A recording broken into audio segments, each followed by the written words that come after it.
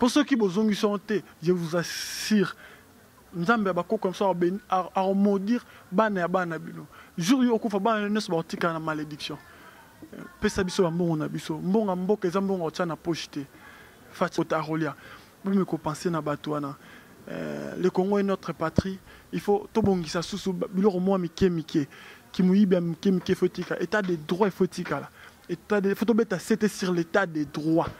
Moutounion se fasse retrouver. Biso bato ba futa raté, il faut bazong ça ba mbongo na biso parce que to sala ki pona batute. To tala ndenge pauvreté destiné bilongi na biso moko. Et comment ça ba moni congolais na musika nje ba ta pauvreté. Ta ma pauvreté ça là. To souffrir. To souffrir akoyi bati na niveau anate. Akomi même ko kabambongo na ba bofu na ba leki ya mwasi na ye si n'importe quoi. Mbongo na futa ta biso to sala musala. Et ça maman belé ba veuf ba souffrir papa. Maman, papa, fout à ta bambon à Batouana. Batouana va souffrir. Pesa ta bambon à Batouana. Normalement, il y a une immunité parlementaire. Il y a une immunité. À Samba qui va béber un titre individuel. Aya attaque Messier Kamer. Aya attaque Dirikaba. Aya attaque Messier Kamer. Aya Kosamba. Aya Kosamba. Bah, mais mieux qu'on a. Aya qui fait audition. Non, audition, on y va ça. Ils agissent 100% sur l'information. Un des cas, Naï, bah, qu'on m'a violé. Ba bengi singa parquet ba tuninga ba question dimanche aux ala qui a na herbe aux akep et ça juste tous intervieweur au loba au répondre à ma question et puis après tout on a procédure les en moulai on les a juste débit kaka et ça interview qui était aux ala qui a pour ça qui a continuer ça pour fatiguer ça musa malamu a continuer mais a bon ça peut entourage na bo yemo quand même il a cette volonté là il y a resala musala bien azana volonté mais pembe ils ont bâtiment ko bazo bloqué. Bâtiment bazo préparé électorat na bango en 2023. Bango na plus 2023. Na roluka robe bisafati ko préparer élection na bango. Pour 2023 ba lo baké ta ko fati asali et l'autre côté. Bo voter biso to sala et l'autre. Bato na FCC nous boye te ko servir monsieur Kabangi. Boye pour na servir l'état. Boye servir l'état. Pourtant pour ça mboka ke boso mboka ko tika la ka bote. Déjà, tu as la liberté, tu as déjà la banzala. Tu as déjà la banzala, tu as déjà la malaria, tu es malade. Le problème est que tu as salaire en côté, tu as communicateur. Au moins, il faut pas mettre un vaccin. Il faut mettre un vaccin. Après 2 jours, on a une intention. Il y a des bandeli. La nabi est Zarakop. Qu'est-ce que c'est Zarakop? À chaque fois que un vaccin, on a fait ça en bon. Ce que hier, en ligne, s'enrichir dans bon, on a vu ce point. Moi, parce que papa, le vaccin, on a fait agiter Mboka. Monsieur, c'est comme Banga. Le coin, c'est ah bon, c'est moi, Rana. Bien, tu as l'on voit que communicateur bavanda. Ah, associé puis bande comme sous. Bande comme ça, bah, gang, à fond, bon, bah, porte baya, bah, quoi porter un plus.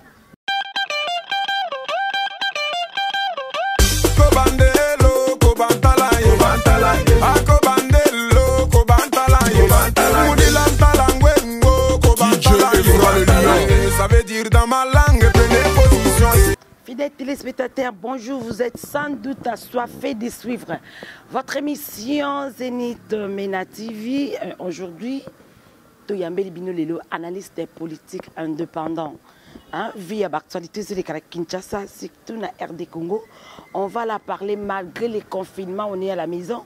On nous a dit de rester chez nous, mais le travail nous oblige. On est censé de vous informer. Je suis pas seule, je suis accompagnée avec Witson Songa et je suis avec mon invité dans... Bonjour. Bonjour, Ndeko Oileo. Bonne santé. Ça va, malgré tout le confinement, tout ça est commun, tout ça est musala, tout est basoda na front. Bitumba continuera, tout continuera au bunda.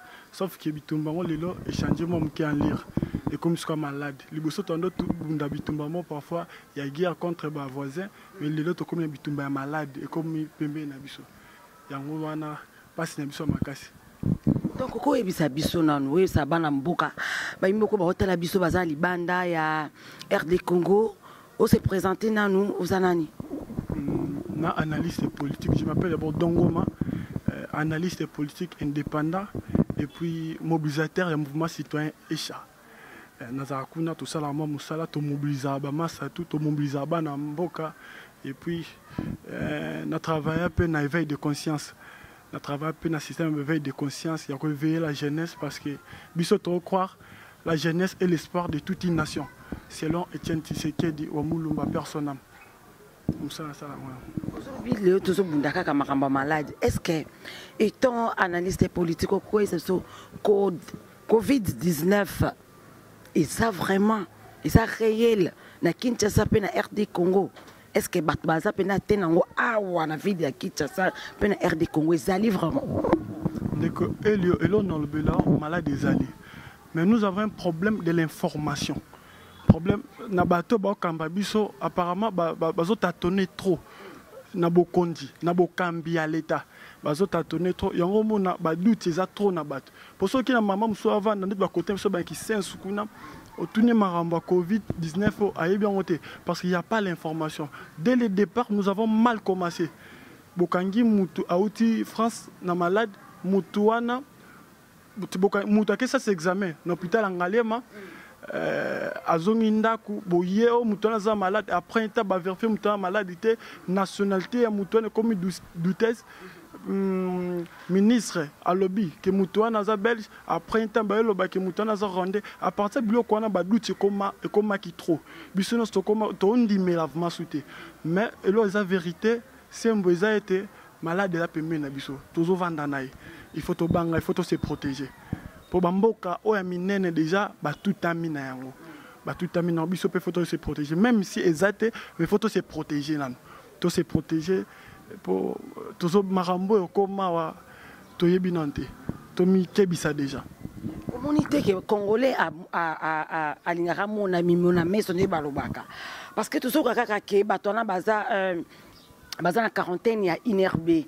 mais comme on a mis sous congolais et le souci à congolais que na bamboka misusu batwana bazo kufa to mona ke batwa kufa na Covid 19 ozomo bazo la kisa bibembe wana bazo la kisa bato baza na bopito bazo la kisa bato pe babiki mais tant qu'ici à Kinshasa image ezate dozo yo kaka na matoi dozo mona ka bazo koma bazo tweeter top congolais zo tweeter bato be ba kondibiso bazo tweeter ba misu bazo ba on a be information mais comme on a misu boye pe na pe ba hôpitaux yango côté bato wana bazali ezate et tant qu'il y a analyste au kolobani il y a un place problème mais liboso na bandaki l'information bazo ko informer peuple té y en a biso ke côté na biso na ki sens okuta ba mama bateka ndunda bazana information wana té et bande déjà ezalaki mabe. Il faut trouver dans la médecine, il y a aussi des secrets d'Hippocrate. Que ces crânes et permettra de livrer des informations. Mais il faut sensibiliser. Parce que les bandes sont livrées pour sensibiliser la population à Bango Bisso à livrer. Et c'est là que d'Hippocrate, ça les a été. D'Hippocrate, chaque pays a une politique. Mais normalement, beaucoup de salons, et peu beaucoup de salons. Il y en a un problème, il y a l'information. Il faut tous en information. Information est malade des alliés. So place ko banga nangé alliés. Place ko banga nangé zate que malade des ala bizate ko banga déjà boye to kufa na banzala. To kufa na banzala chaque jour ba muto kufi na nzala. La pauvreté a destiné notre population. Déjà malade ane a attaqué biso tout ça bande ko biso passe côté kuna des alliés. Tout ça bande ko na biso mususu balala chaque jour j'ai banda. Bande ko biso communément appelé ba shegi.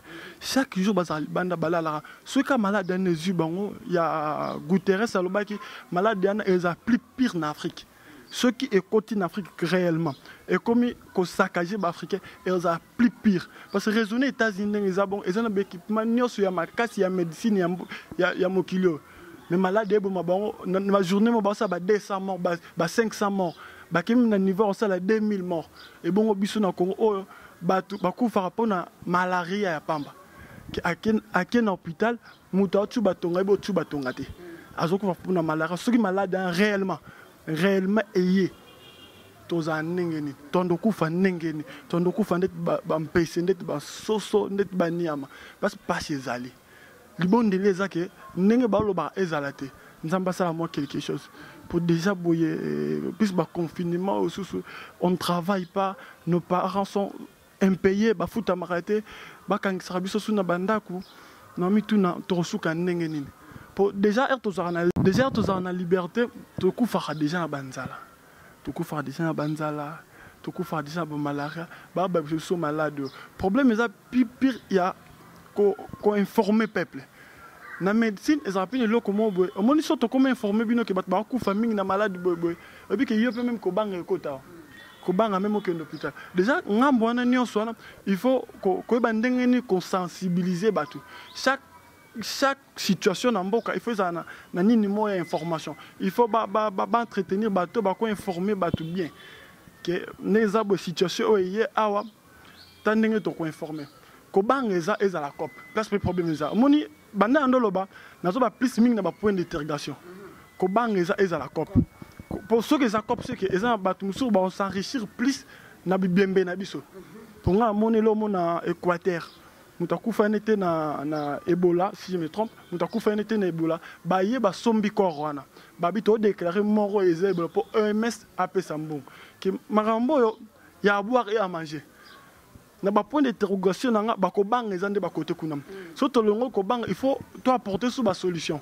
que ceux qui ezali so to suka ndeni so suko ezali parce que ba problème ezali déjà to mesana déjà ko vanda na ba famille mo qui sont pauvres to ko ta ba transport mo ba 10 personnes to s'en sortir ndengeni on a passé exemple ba ndeko na biso ba la libanda banana ba vivre ndeni chaque jour ba betaja ba mbula à part corona à part Covid-19 oyo ezoya déjà bazara exposé nango baro se confiner wapi yango ba question photo ke non baro se confiner entre temps tous en place il peut to resel là ba confinement trop qu'il ne stade de martyrs à vide pour le moment ba ko chango pour na bateau ba lingba en quarantaine bateau bazang ba place pour net banana ti le solution exacte il faut lukia banana solution ertozala na confinement qu'est-ce que nous allons manger ba hypothèse un peu photo sur les vents on a coûté ma pays mususu ba opesa ba pesi à manger ba pesi malgré biso ba lobi que 2 mois to futa mai te to futa courant mais courant pe lukango mai comme manœuvre mais ce que tout le monde appelle ba pays mususu ba pesa qui a manger la population malgré ba na confinement c'est que biso ya on pas de problème mais ça biloko nyonso na bi que eza elo mo mutu mo takana ki malade ko manamboka tout d'un coup est commis mais normalement il faut te penser na ndenge malade des années après malade ndenge malade des années excuse to vivre ndenge après malade to vivre ndenge ni malade des années bah il faut pas confiner bah tout ça ba salaire normalement nous devons livrer les salaires na batuana bato yo ba sala kate ba vivre ndenge so ba comme confiné tous na ba maman na biso ba orphelin ngaza ba maman bel ba orphelin je salue ma voix de loin aza orphelin maman na vivre ne pas en mobilité bande ko va taux du jour ceux qui to confiné bat normalement faut penser wana ceux qui malade ezali wana na supposé ceux qui malade ezali normalement il faut penser au biloko wana pe pour to confiner bat vivre ndeni to linga plutôt singa bande ko so ba moyenik ba pasteur okangisa na église na o mosa ke loso sunga ba veuve on a kinde ko na biso fali pupa asaki na association na ye akine kotika pa cardinal wa mbongo akine kotika ba donc kuna de comment la personne de ko na biso ibrator akine pe kotika na orphelinat wana pesa acte na pe na mona ki on a félicité l'artiste mais babimsous et ceux qui kawana te tous ça sur 80 milliards d'habitants il ba province il y a aussi des pasteurs qui doivent faire l'effort ba ça moi quelque chose pour ba diminuer bango ba veuve ba fazer ba nzira ba koloko tata ba ndekwana pour le moment ba za ta exposé te na malade ba kotsi ba on na ba église pour te protéger ta batwana pour les ceux qui a ezui kaka bana wana to bimaka na nzira to kutana na bango facilement biso moto zon na ba wenze to kutana na po bango nde ba mimila biso ba kilo so to ke wenze facilement ozo biso parce ba larme ezali parce ba passe ezali biloko faut to pensant bande ko na biso ne so ba bon ba continuer à soutenir ba op ba soutenir te ba soutenir ba fungula mo mutema ya op ça moi quelque chose mais faut tenir sous compte mon corps na bossa na compte ya bande comme ça ba traduit protection mon bambo comme ça ba sala si y a un problème ba tenir sous quantité ya muto à ko proposer au cause là moi 6e primaire 6e biochimie au ko proposer pour le moment si corps scientifique nyos et vanda poto luka ba solution ba traiter ba maladie nyos ba mama ebika hémorroïde ne ba traiter parce que Covid-19 en pays yango so na bi ba bengisa mutu nyos ba fongola porte ba libéraliser terrain mutu nyos amoni il est capable de faire quelque chose aya asala musala au lieu to kangisa en placement et puis le roman a regretté mingi sur le docteur Muyembe c'est azamu to peut ça respect il faut tika que ça la biso plus communication nécrologique c'est veut le coin ça moi passe chaque jour tokokoma wana ndeko don na makamba docteur Muyembe tomoni awa ex première dame mama Olive Lembe mama ni mama akina ba chloroquine. Tu supposes que malade des na Kinshasa a une chloroquine après ça qui docteur Muyembe. Mais l'actuelle première dame maman Denise Nyakeru il y a ça qui a ambulance mais maman Olive Lembe a une chloroquine. Si quoi yebisa biso en tant qu'analyste mais mutazana pouvoir et ça que maman nani Denise mais c'est quoi tout le monde qui laisse première dame na moté maman la moi za kana linga ka to aider ba Congolais mais ba chloroquine on peut côté que tozo yebate jusque là na Israël ils en adage mo baloba somisma ayepe sa mabonza na kat église il faut tani bomba menacer premièrement il faut yonanga to yebike ba aéroport ba frontière et kangami la première question que nous devons se poser est ça ba chloroquine na elekaki ngambonini. Ma question. Il y a Bacha en lui, ma question est bosso. Pour chloroquine est en mboka. Pour chloroquine est en mboka, il faut certification. Il y a des pharmaciens. Et ça, c'est que nous vendons des cacaboyés au cas où nous si banda mboko koti. Normalement, ils ont raté. Il faut OCC Azala. OCC Azana, OCC fasciné. Les pharmaciens te kabaki si mboko yebani. Toza na pharmakine, etc. Chalina, on des bailleurs na produits wana. Na éviter les cas nzelani. Mais bah oyo batel pour bloc on s'auto certifié ça bloc baki 100 000 na baki 100 000 ça bloc basal ça ba jeté qui stopper ça ba tu éviter faut certifier pour mutu mususu akoya atie ba fufu na kati ayepe ça bino na lobby te ke za bongo mais faut certifier ngo il faut tala nini oji c'est les kai banzelani et puis eleki na ngambu nini et puis deuxièmement la première dame ou dame actuelle il faut changer de communication. Il faut changer de conseiller. Il faut changer de groupe. Le groupe, on va travailler contre lui. On va travailler pour y être. Même la communication, nous avons jamais première dame a sali erreur à quitter l'aéroport. Nous avons communication, nous avons filmé l'image. Et ça, l'image, en matière de communication, il fait bombe à Manakati. Mais les médiatique, on a plus les sanga contre eux. Et puis, les conseillers, les conseillers,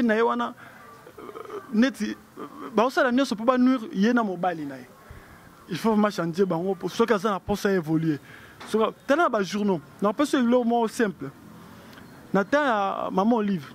Ba journaux nyonso e ba no le kanamboko ba revue de presse nyonso première photo ya liboso et qui photo maman Olive memi mwana photo liboso photo maman Olive memi mwana et quand sombi journaux au moni photo na mais so tali la dame actuelle biloko nzate communication neti ba maîtriser ninte ba tiki ba na efasik ne bino bozabu ba lokotika ba lekinzela ba ça la communication na communication na famille de ba c'est la communication on moni baton ba tâtonner dans la communication c'est important. Il faut action nyonso. Il y a première dame et comme visible et bon maté.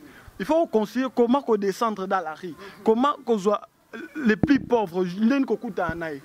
Il y a tout ça pour ça. Mais bah conseiller n'est pas bloqué. Il y a mon qu'on a on a vendu apparemment à mon thème malam.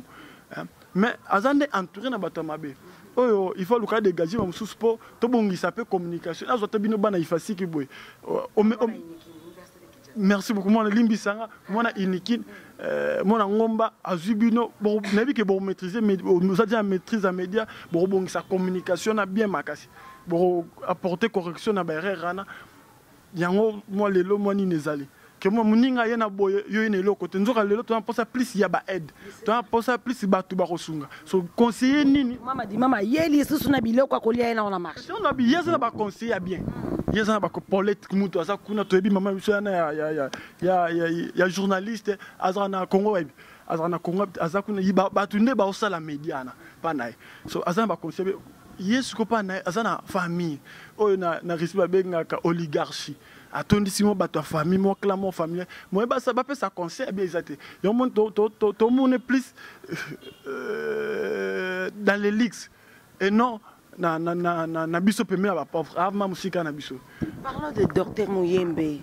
Liloyo alobike pays na biso RDC ils a choisi pour ba ko meka vaccin on a mais tant to yebike au centre to yebi que ce qui virus mo rebimi na monde faut ba soit virus on a tango quelque part pendant ce qui 8 mois après ça ba ko c'est dans virus ba ko meka pas banyama directement bo ba meki ba c'est dans vaccin pardon ba ko meka ngo mais qui ça pas banyama ce ko ba ko ba yango ba lobi ba meka de biso ba ko ba on va voir que RDC nous sommes choisis 29 pays africains. Si ton 29 pays africains c'était RDC parlons de toi papa on appelle ça non respect ma casa héros vivant.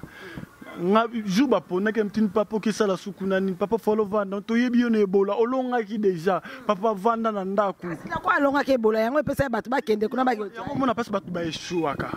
So omoni so olongi na vie photo e bato en esprit otiki la bato mususu.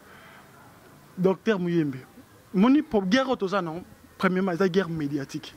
Deuxièmement, c'est la guerre sanitaire. Et puis, c'est la guerre économique. Docteur, aux médecins, au conseil non peut ça papa nanga, ma koulou, ta rose appelle koko nanga. Aux médecins, aux journalistes té. Tika ba communicateur, non ba ki problème c'est la communication. Bandé na le ba ki loko. Tika ba communicateur ba sala musala, ba ngonde ba communiquer.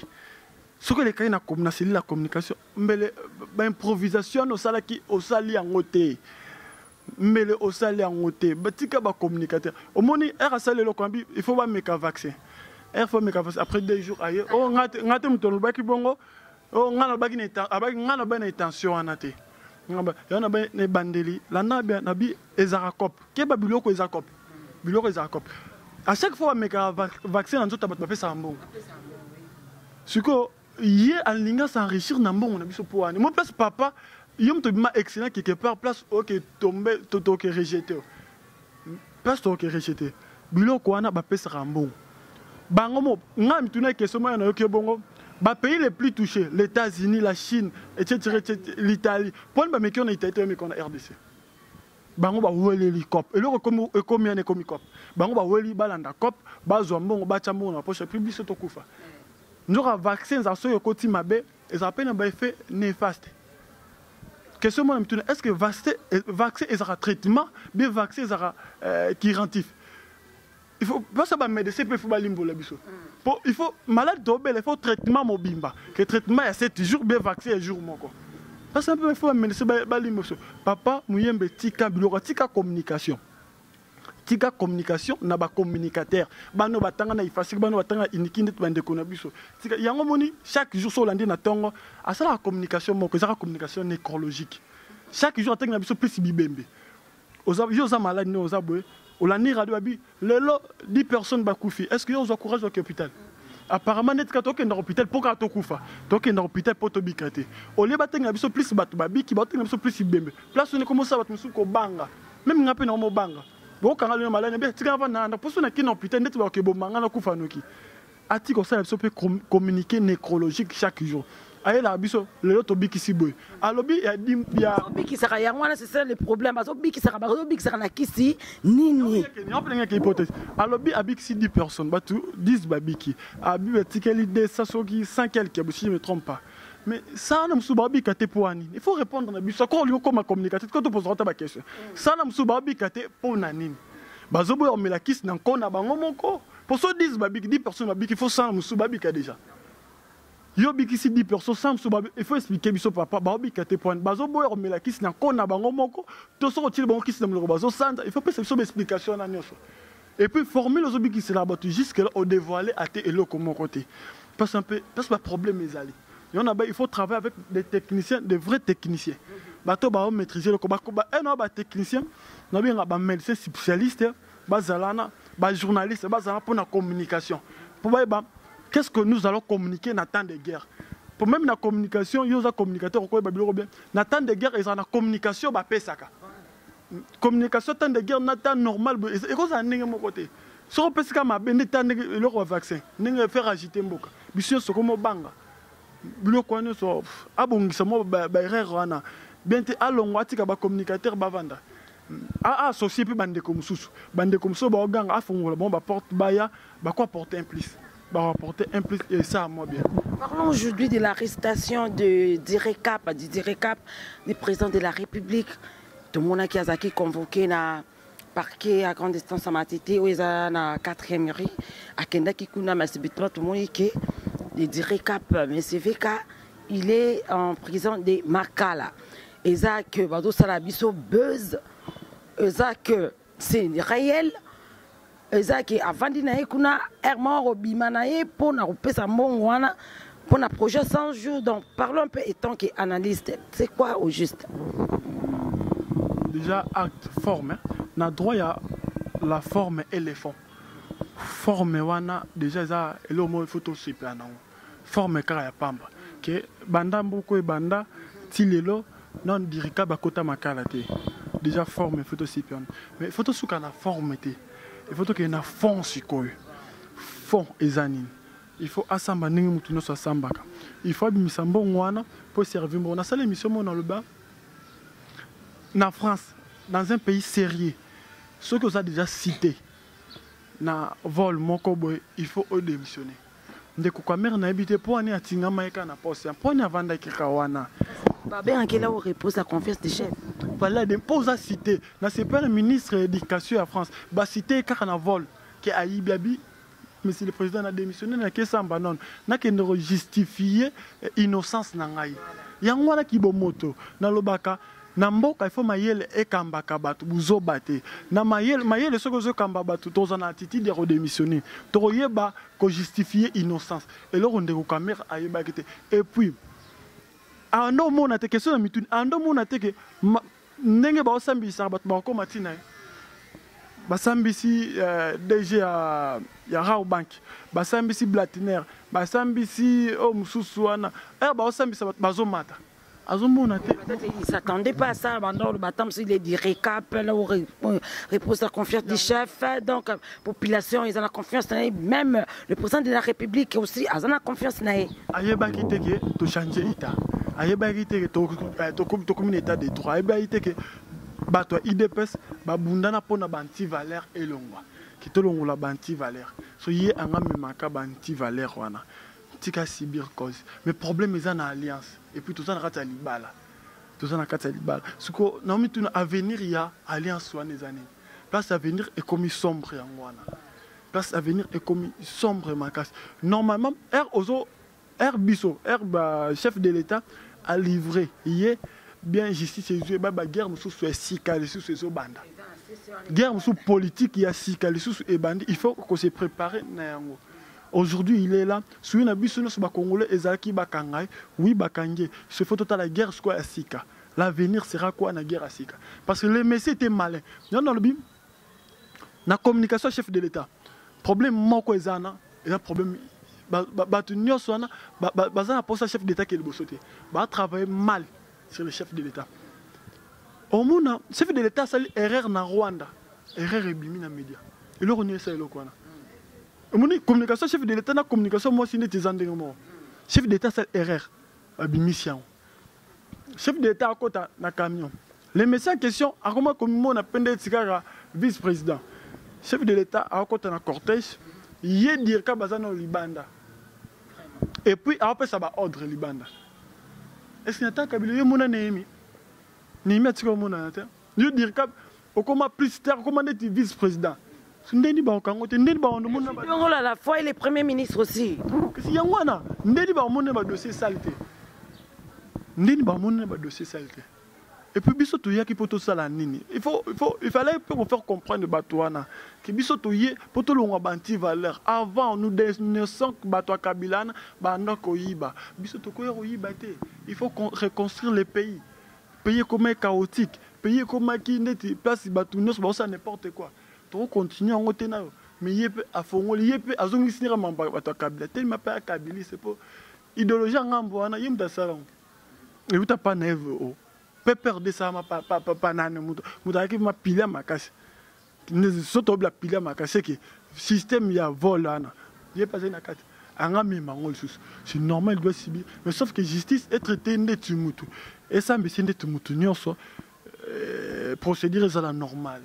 basambi seti bazongisa mo pona yo kelo mon père féliciter la chef de l'état fallait pas samba awa fallait ça na samba cour de cassation ko samba awa kuto ngaka délégué ba avocat na mais il est quand même sympa et ko samba awa c'est non grade na normalement il y a une immunité parlementaire il y a une immunité asamba qui va benga un titre individuel aya attaque monsieur Kamer aya attaque dirikaba aya attaque monsieur Kamer aya ko samba eraye ko samba ba memi kuna aizaki pe audition na audition lo ni ba sala juste 100% d'information ende tikara ngai ba ko senga na violé ba bengi singa parquet ba tuninga ba question dimanche aux ala qui a na herbe aux akep et ça juste tozo intervieweur au loba au répondre à ma question et puis après tout on a procédure les en moulai on les a juste débit kaka et ça interview qui était aux ala qui a pour ça qui boy et là ko boy kenda botam tubo loba qui boy et ça juste interview c'est normal et puis procédure Elanda procédure oui après procédure sauf qu'il t'évite procédure les journée petit que l'état ça musala le bien mon fati alobaki na rosemele tena mamba justice to si tika justice ça musala to mon pe justice c'est ça la musala et ça mi sabato et soukande kana yete et puis bat basé belé et tout pendant que sous le lo bakangi susu déjà fourner yesusu aza arrêté pour yépa qui yépa to mone sou pas détourner bon félicitations mais basambi sabato selon les droits des hommes basambi sabato net vraiment aimé et puis et ça mboka avancé voilà toujours comme absona suka ya analyse na biso moi liloba la peuple congolais vivra libanda moi liloba tant que analyste moi liloba le peuple congolais vivra libanda et puis so za ba mbote na ba dédicace au sala au salimba la moko le pays nous appartient déjà avant maladie liloba no kangsanios déjà avant maladie tondo kufa pona nzala ya pamba tondo kufa pona la réanimateur biloko est mati grave donc réanimateur a pris l'ascenseur donc biloko moins été normalement biloko ba hypothèse fallait ba zonyo so wana que tellement tozo confiné kin biloko eroko mandengeni na kin l'état il fallait faciliter biso tâche au moni lelo na end basali boy soki ndeti yo oteka na veni na bino ba 5 policiers ndenge bozoteka policier na vandi ayebi ba preuve bilo nyonso bozoteka so mati pro kotika show fallait l'état o musala l'état fallait l'état faciliter biso makambo wana que tellement tozo confiné il faut to approvisionner bango bilo yona baki guerre ezaka ka sanitaire te eza plus économique parce que lelo santé mabe bozo confiné biso et risque to kufa na covid-19 te to kufa ce qu'on a nzala to kufa tout ça na pas to sala te ba te belé bazu ba salaire te les gens souffrent vraiment bande ko biso ne so bali banda so za moi quelque chose to bi que partout sous guerre nani bitumba biso so en confinement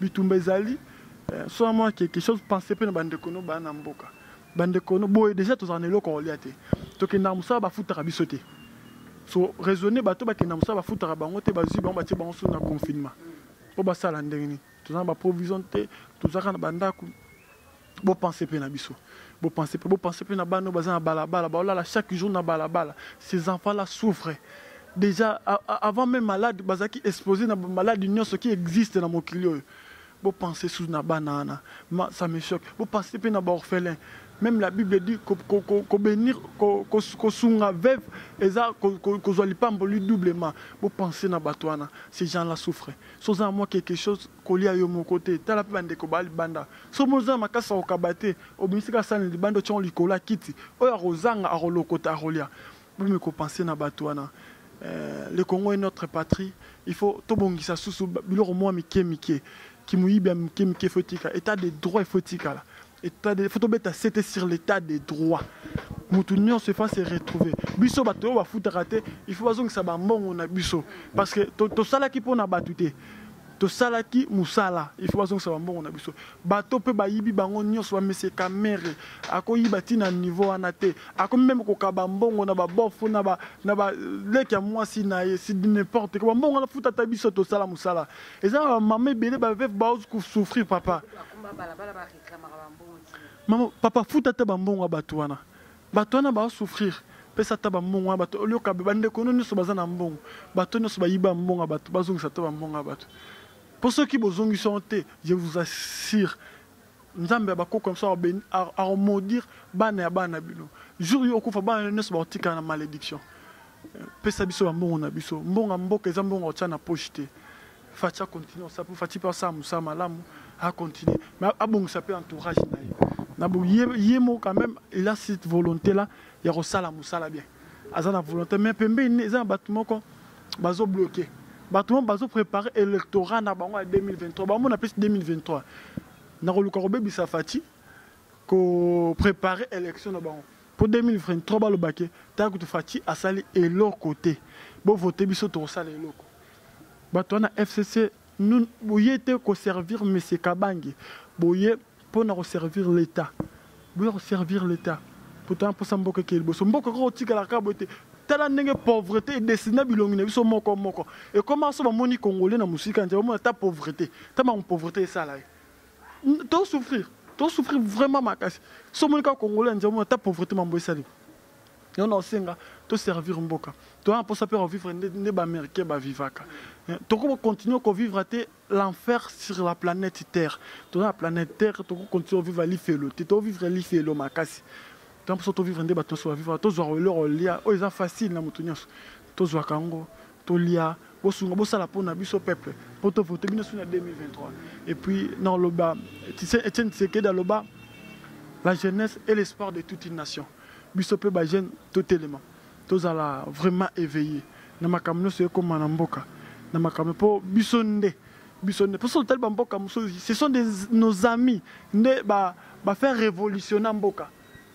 so tel mboka muso ba Zuckerberg so tel ba Ford ba ninga so sala camion à âge de 27 ans so tel ba édition à sala ampoule na âge de 28 ans si je me trompe pas biso pe ba jeunesse il faut autant pour mon caméraman na biso yé pas jeune makasi biso nyonso ba jeune to sangana to tombola mboka ko yate pour avenir en mboko eza maboko na biso nde ba jeune to mitia na distraction te to tika via bar chance pe ba pekisi bar ba pekisi non ngo bare kama point libela bibembe to le lango so banda côté c'est souvenir na banda kala na bi magwara di na bar bakanga bar ba fongolo so musuko ya na bi erto kanga boye il faut to le to proposer bokani bar bo proposer ça ta bibliothèque na pas pas checker ba bar ba bakisi so ko ba bibliothèque pour ba otanga parce que chaque jour to s'abrutir na eloko to te to sala nini